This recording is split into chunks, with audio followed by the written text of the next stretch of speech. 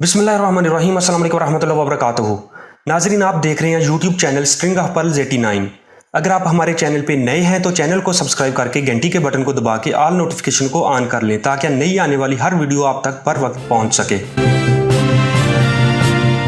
नाजरीन, शाहिद अफरीदी खान साहब 14 अगस्त 2020 का दिन अपने घर में फैमिली के साथ ही मना रहे हैं और इस बार उन्होंने अपने घर की छत पे पाकिस्तान के झंडे के साथ साथ तुर्की, कश्मीर और फ़लस्तीन के झंडे भी लहरा दिए हैं, जिसकी वजह से उन पर तंज करने वालों के लिए नई राहें खुल गई हैं।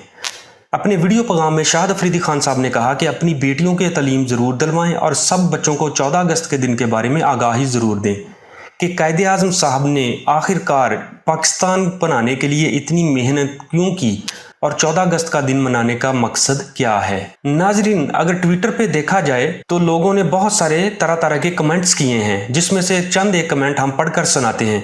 जिसमें से पहला कमेंट ये है, भाईजान आप बेशक 2 दर्जन ममालिक के झंडे लहरा दो, लेकिन अब इससे ज़्यादा की ख्वाहिश मत करना। अभी पहले ही एक क्रिकेटर को वोट देकर भुगत रहे हैं, यानी कि इनका मकसद था कि इमरान खान साहब को वोट देकर हम भुगत रहे हैं, वो भी क्योंकि एक क्रिकेटर ही थे।